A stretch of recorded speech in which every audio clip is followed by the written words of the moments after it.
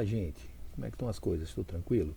O meu nome profissional artístico é Lohane Becanandro Stephanie Smith Bueno de Hahaha de Raiolesas Baladieskis. Então, nessa aula de hoje, vamos iniciar falando sobre a dedução da equação de Bernoulli, né, que a gente já pode adiantar que é uma equação de energia, considerando algumas restrições, é isso que a gente vai fazer, né? Então, a gente vai partir da energia, da equação da energia, que a gente deduziu na última aula, né? E a gente vai, tá aqui a equação da energia, e a gente vai aplicar algumas considerações. Então, primeiro, vamos considerar um volume de controle com uma entrada e uma saída, como se fosse uma tubulação, né? Com fluido escoando em regime permanente com propriedades uniformes nas seções transversais. Então, essa daqui é a primeira restrição. Eu tiro todas as integrais, considero o escoamento em regime permanente, e a gente tem a equação da energia dado por essa equaçãozinha aqui, né? Essa é a nossa equação da energia, onde a gente tem a energia relacionada com o calor, né? Com a energia térmica. Nós temos o trabalho de eixo, que é geralmente dado por uma bomba, por uma turbina, né? E os outros tipos de energias, as energias mecânicas, né? Que são esses outros termos que a gente tem por aqui. Bom, eu vou pegar essa equação e eu vou aplicar uma segunda restrição. Essa segunda restrição é que eu vou trabalhar com escoamento incompressível, ou seja, com a massa específica constante, né? Então, se a minha massa específica ela é constante, significa que não existe um ρ1 e um ρ2. Na verdade, isso aqui eu posso substituir simplesmente por ρ. Ó, nos dois casos eu tenho ρ porque é constante. Então, eu transformei a minha equação nisso daqui, tá bom? Aplicando a terceira restrição, a gente tem que, para que eu tenha a equação de Bernoulli, eu preciso de um escoamento sem manifestação de efeitos viscosos, né? Ou seja, eu preciso considerar que meu escoamento ele não tem, ou que meu fluido ele não tem viscosidade, né? E com isso eu não tenho transferência de calor entre o volume de controle e a vizinhança. Então eu posso ir lá e cancelar aquele termo que estava aqui, ó, relacionado com a transferência de calor, tá bom? Essa transferência de calor, na verdade, ela acontece justamente quando eu tenho a viscosidade. Quando eu tenho um fluido viscoso, que são os fluidos reais, né? Esses fluidos, eles quando escoam, eles perdem energia, né? E essa energia geralmente é uma energia térmica, né? Ou seja, o calor, né? Então a gente simplifica, considerando que não existe viscosidade e com isso não existe transferência de calor, então cancelei aquele termo e a gente chegou nessa equação. Por último, eu tenho a quarta restrição, que eu não vou trabalhar por enquanto com potência de eixo, ou seja, não vai existir nenhuma máquina, né, nenhuma bomba, nenhuma turbina no meu escoamento. E aí eu posso transformar aquela equação da energia nessa equaçãozinha aqui, ó, que já é uma forma de equação de Bernoulli, tá bom? Que merda, hein? Sabia não? E aqui a gente simplesmente fala que a equação de Bernoulli ela representa a conservação da energia mecânica ao longo de uma linha de corrente, ou seja, de uma partícula fluida. Eu sempre vou analisar dois pontos do meu escoamento, né? Então eu tenho uma energia mecânica em um ponto do escoamento, a gente pode considerar, por exemplo, na entrada de uma tubulação, e eu tenho a energia térmica, ou a energia mecânica na saída da minha tubulação, ok?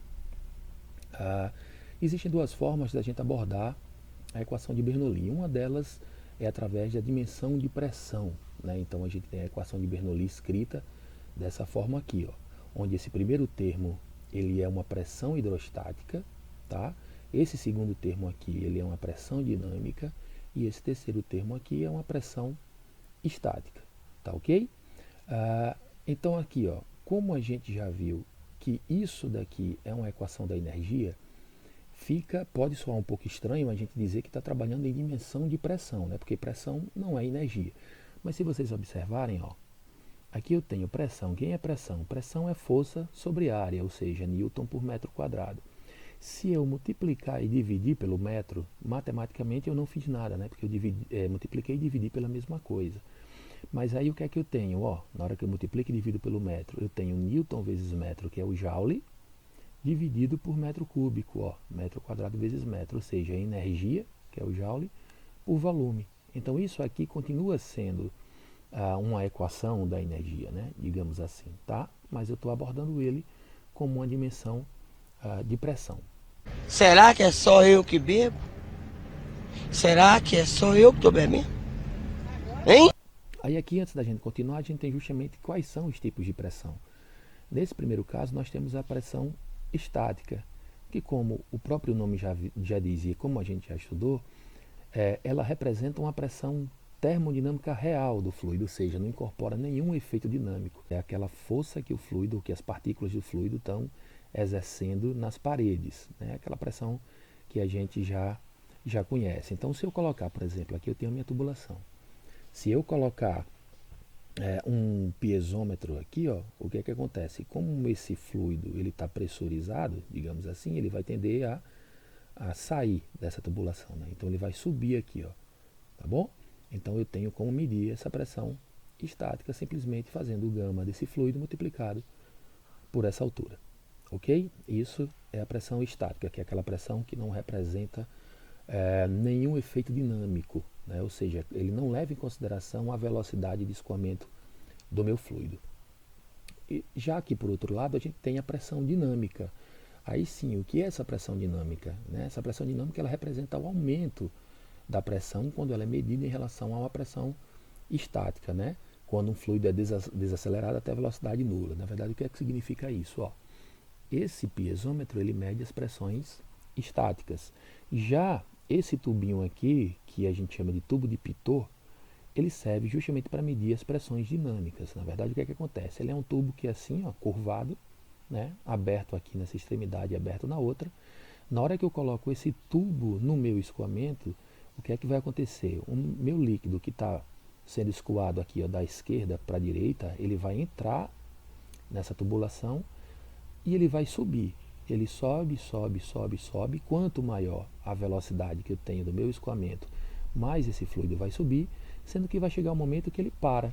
Ele para aqui justamente por causa da pressão atmosférica que não deixa ele subir mais, né?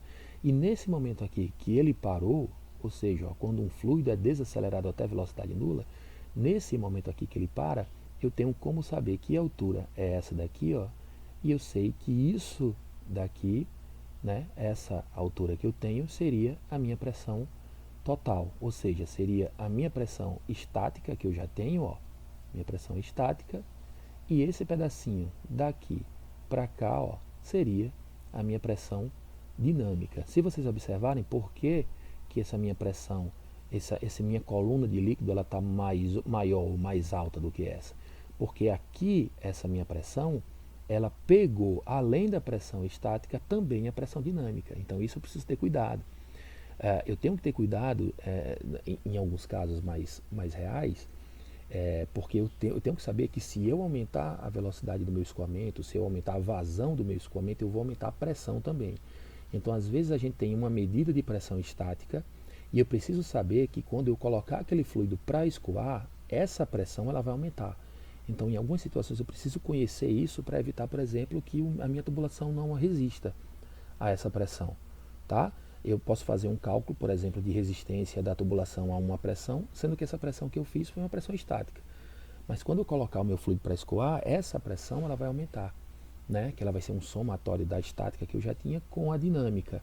E aí pode ser que essa minha parede da tubulação ela não resista. Então eu preciso ter cuidado quando eu trabalho com pressão dinâmica. Eu preciso saber que na hora que o fluido está escoando, essa minha pressão total ela vai aumentar. Ok, gente? Aqui tem um funcionamento do tubo de Pitot, né? Que através desse tubo de Pitot eu consigo medir a variação de pressão entre os dois pontos, e aí eu tenho como saber, por exemplo, a velocidade. Esse tubo de Pitot ele é um tubo utilizado em aviões, por exemplo, ou em navios, né? Para medir a velocidade com que esses meios de transporte eles estão no caso do avião voando e navegando, no caso do navio. Porque, como vocês sabem, né, quando o avião está lá em cima, ele não tem, o pneu não está em contato com o chão. Então, como é que eu faço para medir essa velocidade? Então, o ar ele vai entrando por aqui, né, o ar do avião, né, o ar, quando o avião está voando lá em cima, o ar entra por aqui. Aí eu tenho uma variação de pressão aqui dentro, e com isso eu consigo, jogando na equação de Bernoulli, calcular a velocidade. Ok? Por fim, a gente tem essa pressão hidrostática aqui, ó, que no sentido real ela não é uma pressão, né? Porque independe porque esse valor depende do nível de referência selecionado. Geralmente ela representa o efeito do peso do fluido na pressão.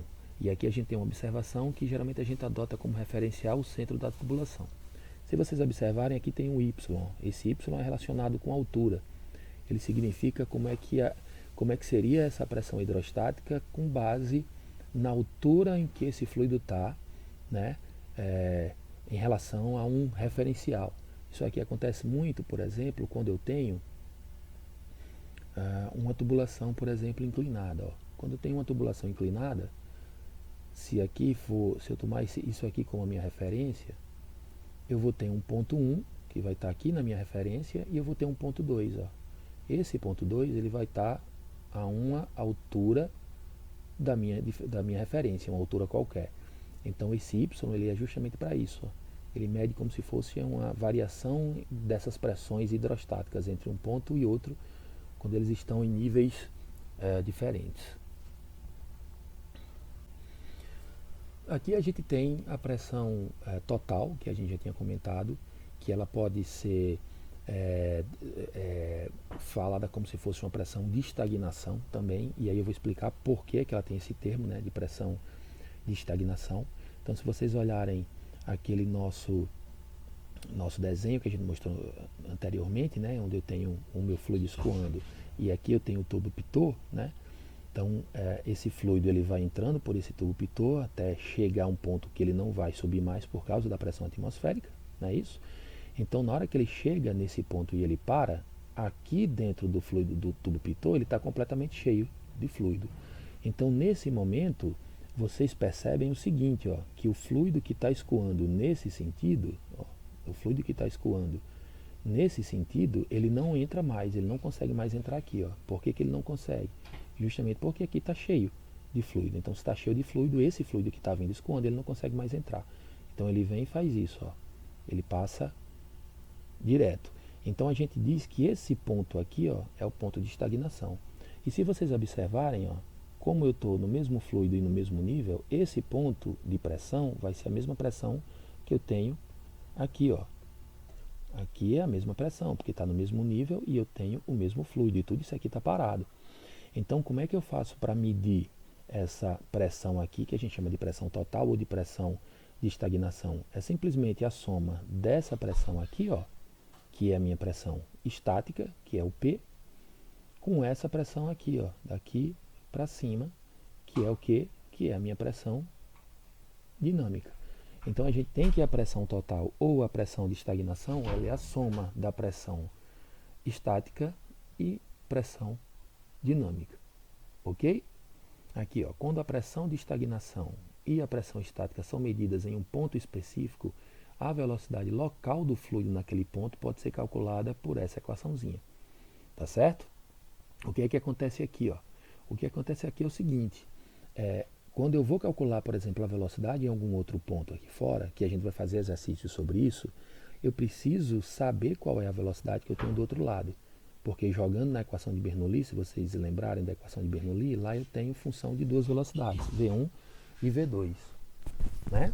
Então, se eu tiver querendo saber qual é a velocidade nesse ponto aqui, eu preciso conhecer a outra velocidade. Então, se o meu outro ponto for justamente na entrada do tubo de pitot, como aqui ele está estagnado, ou seja, não existe velocidade nenhuma, eu posso considerar que essa velocidade 2 aqui ela vai ser zero, ok? Então, aqui a gente tem um exemplo de um ponto de estagnação, né?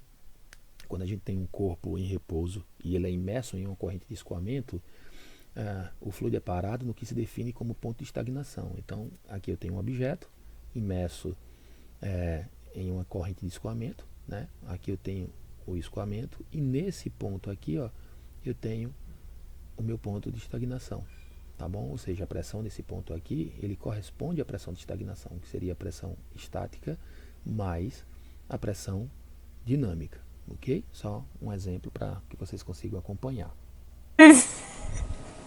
Esperaram para ver quem buscaria. E ficaram. Bom, a outra dimensão que a gente pode trabalhar a equação de Bernoulli é a dimensão de comprimento. Essa é o tipo de forma da gente trabalhar com a equação de Bernoulli mais comum, né? Que a gente trabalha em termos de cargas, ou seja, carga de elevação, que é esse y aqui, ó, a carga de velocidade e a carga de pressão. Por isso que a gente sempre fala daquele termo perda de carga, né? Ou seja, perda de energia. Então, da mesma forma, como eu estou trabalhando aqui como a minha equação, né, de Bernoulli ela é uma equação de energia, como é que eu posso trabalhar então com dimensão de comprimento? É a mesma coisa, ó. O comprimento está aqui, no sistema internacional ela é metro. Se eu pegar esse metro e eu multiplicar e dividir por uma força, por exemplo, por um peso, né, Newton, multipliquei e dividi por Newton, matematicamente eu não fiz nada. Mas olha só, eu tenho metro vezes Newton, que é o Joule, dividido por Newton, ou seja, energia por peso do fluido. Então, de qualquer forma, isso aqui é uma equação da energia. O importante é a gente saber que, como eu estou trabalhando com dimensões de comprimento, então todos esses termos aqui eles vão ser dados em comprimento, ou seja, no sistema internacional eles vão ser dados em metro. Ok? Bom, aqui a gente tem uma coisa importante que são as linhas piezométricas, né? A linha piezométrica e a linha de energia. Isso aqui para um escoamento ideal. Então imagina que eu tenha uma tubulação. Essa tubulação ela está inclinada e ela tem variação no diâmetro. Ela começa com um diâmetro maior, termina com um diâmetro menor. Primeira coisa, linha de energia. Essa linha de energia aqui, ela indica o máximo de energia que eu tenho no meu escoamento. E é interessante a gente lembrar que quem fornece essa energia para o escoamento geralmente é uma bomba. Eu posso trabalhar também com a gravidade, né, dependendo da situação, mas nesse caso, como o fluido está escoando de um ponto mais baixo para um ponto mais alto, quem fornece essa energia total vai ser a minha bomba. Então, assim, se existe uma energia total, significa que eu não posso ultrapassar essa energia. O meu sistema não tem capacidade para ultrapassar essa linha de energia. Essa linha de energia é o máximo que eu posso ter. E a outra linha é o que a gente chama de linha piezométrica, ou seja, piezométrica tem relação com piezômetro. E o piezômetro é o manômetro que mede a pressão estática. Então essa linha piezométrica é uma linha que mede as pressões estáticas no meu escoamento, tá bom? Então aqui a gente tem que a linha piezométrica representa graficamente as cargas de elevação e pressão, e a linha de energia representa graficamente as cargas de elevação, pressão e velocidade. Ok? Se vocês observarem aqui, ó, nós temos o nosso tubo de Pitot, né, que a gente já tinha visto anteriormente, e aqui a gente tem o nosso piezômetro. O nosso piezômetro aqui, ó, se vocês observarem, ele tem essa altura, né, ó, essa alturazinha aqui, ó, que é a medição da pressão estática, certo? Isso aqui é a pressão estática, P1 sobre gama, que vem daqui até o ponto central. Já através do tubo de Pitot, a gente tem a pressão, ele mede, né, a pressão total, que seria o somatório da pressão estática, que é essa pressão que eu tenho aqui, com a pressão dinâmica, que é essa. Ó. Então, se vocês observarem, a pressão dinâmica aqui ela é muito pequena, né? Ó, pequenininha em relação à pressão estática. Isso acontece geralmente por quê? Porque eu tenho um diâmetro muito grande. Então, se eu tenho um diâmetro elevado, eu tenho uma velocidade pequena. E esse Z1 ou Y1 é a mesma coisa, é simplesmente a diferença, né, de um referencial, ou seja, a altura de um referencial até um ponto qualquer onde eu estou analisando o meu escoamento. Se a gente passar aqui para esse outro lado, percebam que eu tive um aumento, ó, na minha pressão dinâmica, né? Então eu tive um aumento na minha pressão dinâmica, por quê? Porque eu tive uma diminuição no diâmetro. Quando eu tenho uma diminuição do diâmetro, eu aumento a velocidade. Então, se eu aumento a velocidade, eu aumento a minha carga ou a minha pressão dinâmica. Sendo que quando eu aumento a minha pressão dinâmica, eu não posso simplesmente aumentar ela só nesse sentido aqui para cima, porque senão eu iria ultrapassar a linha de energia. E eu não tenho como, eu não posso ultrapassar essa linha de energia. Essa linha de energia é a linha máxima que eu tenho, é o máximo de energia. Então, quando eu vou aumentar essa pressão dinâmica, eu vou precisar diminuir alguma outra coisa, né? Então, se eu aumento a pressão dinâmica, eu diminuo a pressão estática, tá bom? Então a pressão estática é essa pressão pequenininha aqui, ó. Então eu aumentei a pressão dinâmica, diminuí a pressão estática e nesse caso aqui que eu tenho uma tubulação inclinada, eu aumentei o Y2, ó. Eu aumentei o Z2, tá bom? Então a gente tem sempre essas linhas aqui, ó, essa linha piezométrica e essa linha de energia, ok? Olha, cadê seus estudos? Cadê seus estudos? Você é maluco, é? Aqui a gente tem uma outra situação, né? Mas dá a mesma coisa. Então aqui a linha piezométrica e linha de energia. Aqui eu tenho a minha linha de energia, que é aquela linha máxima, como eu já falei para vocês, e aqui eu tenho a minha linha piezométrica, né? Então vamos tentar analisar por que ela está tendo esse comportamento, né? Então primeiro, ó, aqui eu tenho, se vocês observarem, aqui eu tenho um nível de referência que está na horizontal e a minha tubulação também está na horizontal. Então se a minha tubulação está na horizontal, os Y ou o Z, tanto faz, né? Eles vão ser iguais, ó, nos dois pontos, né? Porque eles vão estar sempre no mesmo nível aqui, ó, né? Com base numa referência qualquer que a gente tomou. Então se vocês observarem, ó, nesse ponto eu tenho uma linha piezométrica ou uma pressão estática muito grande e uma pressão dinâmica pequena, tá? Já quando a gente chegou nesse ponto aqui, ó, a minha pressão dinâmica ela aumentou um pouco. Por que que a minha pressão dinâmica aumentou? Justamente porque eu diminuí o diâmetro e se eu diminuo o diâmetro eu aumento a velocidade. E o aumento da velocidade faz com que a minha pressão dinâmica ela aumente. E quando a minha pressão dinâmica aumenta, a minha pressão estática diminui, ó. A pressão estática é daqui para cá, já que os meus y, né, ou os meus z's, eles são constantes. Então é preciso a gente ter justamente cuidado com relação a isso, saber que existe uma linha de energia, que é aquela energia máxima que eu tenho no meu escoamento, e que nesse meu escoamento a minha linha piezométrica ela vai mudar muito provavelmente, geralmente quando eu tenho mudanças na velocidade do meu escoamento. Tá bom, gente? Quero café! Quero café! Isso aqui é uma porcaria! Bom, aqui a gente tem, eu falei muito para vocês, linha de energia nunca vai aumentar aquela coisa toda, mas percebam, existe uma possibilidade dessa linha de energia ela mudar, seja para ela aumentar ou seja para ela diminuir. É quando eu acrescento no meu escoamento os meus equipamentos, que aqui na mecânica dos fluidos a gente vai trabalhar com as bombas e com a turbina, tá? As bombas, elas são equipamentos que fornecem energia ao fluido, por isso que ela faz com que os fluidos escoem. Então, o objetivo da bomba é aumentar a linha de energia e, da mesma forma, aumentar a linha piezométrica, tá bom? Porque ela aumenta a energia do fluido. Às vezes a gente precisa levar um fluido de um ponto para o outro e esse fluido ele não tem capacidade de chegar nesse outro ponto porque é muito longe, por exemplo. Então, geralmente, o que é que a gente faz?